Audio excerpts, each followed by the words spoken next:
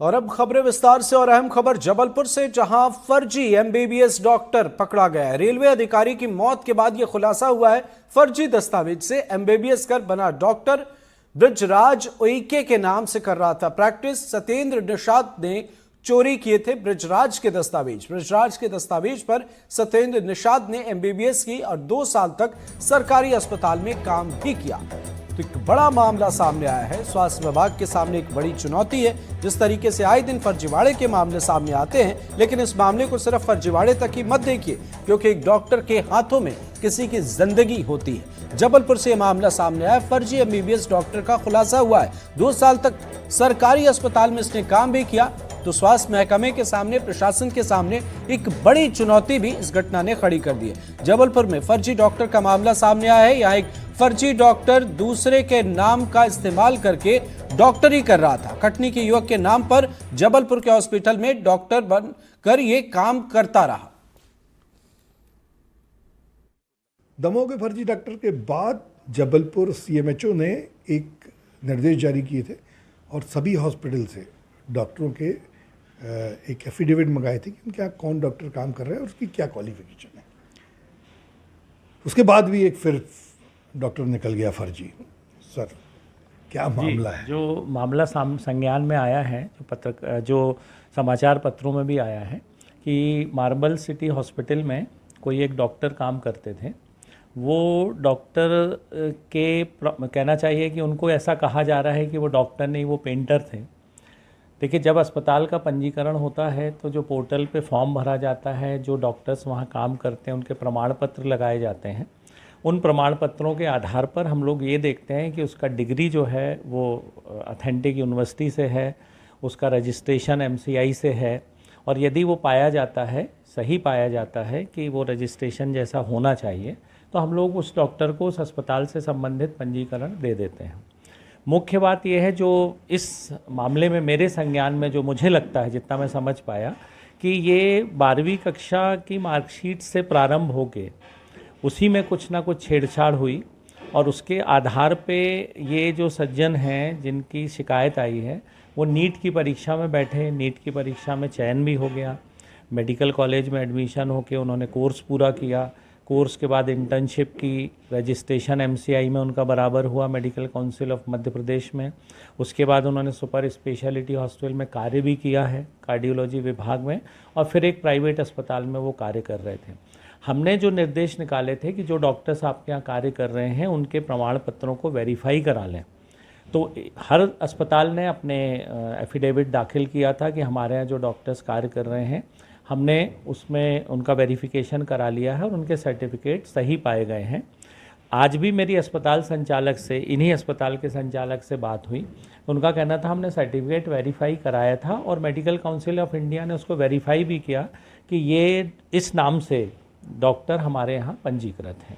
तो अब हमारी ओर से ऐसा कुछ भी प्रकरण या कार्यवाही का प्रावधान नहीं बन पा रहा है। जो भी कार्यवाही करनी होगी वो पुलिस को करनी होगी। जी, तो अब ऐसा कोई प्रावधान नहीं है कि अगर वो थे, चूँकि वो क्वालिफाइड थे, नाम उनने गलत रखा था, तो स्वास्थ्य विभाग कोई कार्रवाई नहीं करेगा। जो भी कार्रवाई करनी होगी वो पुलिस करेगी, एफआईआर दर्ज करेगी, 420 का मामला दर्ज करेगी, लेकिन जो भी कार्रवाई होगी अब वो पुलिस विभाग करेगी। सन 2013-14 के आसपास पता चला कि ये मेरे डॉक्यूमेंट्स का उपयोग कर रहा है। तो आपने उसको मना नहीं किया था कि ऐसा क्यों कर रहे हो, मेरे साथ यदि कुछ तो गलत हो जाएगा तो क्या होगा? अब उसने पहले कर चुका था, तो करने के बाद जब उसका लास्ट बचा था तो थोड़े दोस्ती यारी बना लिया था उसने मेरे से। तो कुछ ऐसा नर्वस किया कि मैं बता नहीं पाया किसी से। फिर बाद में फिर उसने जब कर लिया तब फिर मैंने बताया बाकी लोगों को, घर वालों को। कौन सी पोस्ट में हो गया था उसने, कौन सी पोस्ट में नौकरी कर रहा था, कहाँ पे कर रहा था? ये एमबीबीएस किया है इसने और मार्बल सिटी हॉस्पिटल में प्राइवेट जॉब कर रहा था। ये जबलपुर का मार्बल सिटी हॉस्पिटल है। कुछ दिन पहले यहाँ पर एक महिला की मौत हो गई। रेलवे के बड़े अधिकारी की माँ की मौत हो जाने से जब उन्होंने सारे मेडिकल रिकॉर्ड की जांच की तो उन्हें पता चला कि यहाँ पर जो आईसीसीयू में डॉक्टर काम कर रहे थे उन पर कुछ संदेह हुआ। जब सारे कागजातों की जांच की गई तो कुछ संदेह बढ़ गया, और जब उन्होंने अपने व्यक्तिगत लेवल पर खोज की तो पता चला जिस व्यक्ति के नाम से यहाँ पर डॉक्टर काम कर रहा था वह तो वास्तव में एक पेंटर है, कटनी में रहता है। उसकी खोज कर ली गई और जब पूछताछ की गई तो पता चला कि उसके जो सर्टिफिकेट थे उन्हें उसके एक दोस्त ने चुरा लिए और उसके बाद कोटे से MBBS किया। MBBS करने के बाद मेडिकल कॉलेज में उसने 2 वर्षों तक काम किया और उसके बाद अब ये मार्बल सिटी हॉस्पिटल में लगातार अपनी सेवाएं दे रहा था। चूंकि उसकी ये फर्जीवाड़ा पकड़ में आ गया तो अब वो फरार है।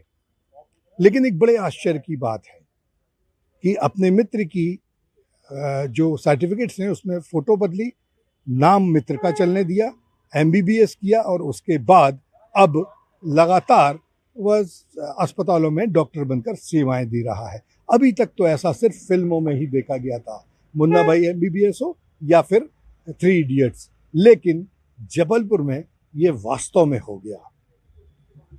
वीरेंद्र शर्मा के साथ संजीव चौधरी, NDTV के लिए।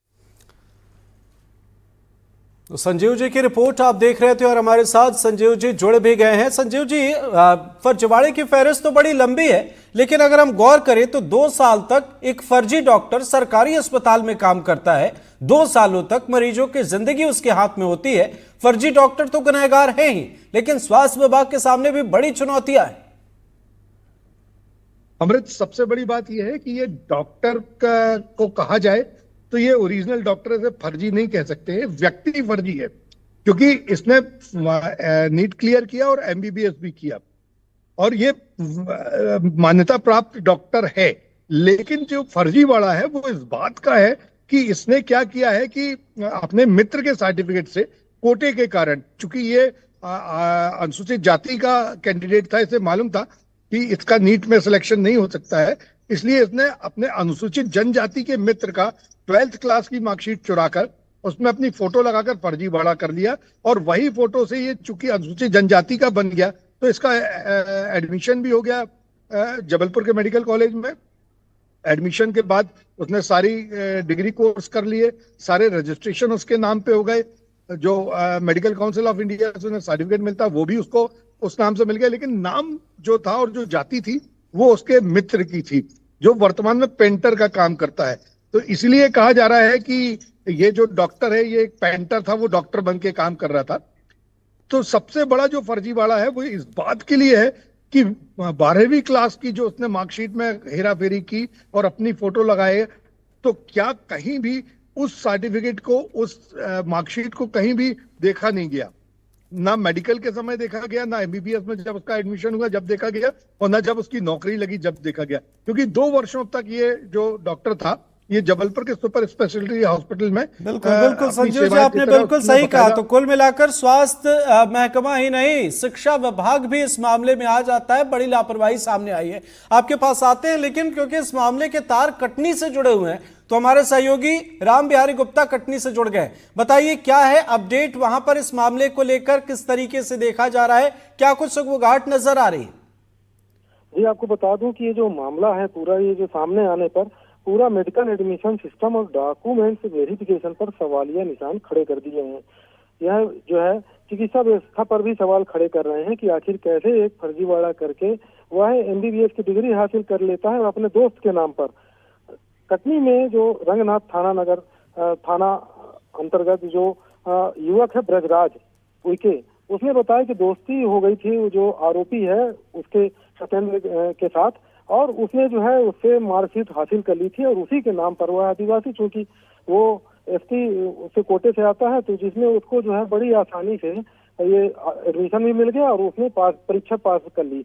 और यह जो जबलपुर में फर्जीवाड़ा जो सामने आया है, वहां पर जो MBBS का पर्दाफाश हुआ है, इससे सामने मामला आया है कि आखिर कैसे जो है कोई चिकित्सा व्यवस्था पर इस तरह से वो कर सकता है।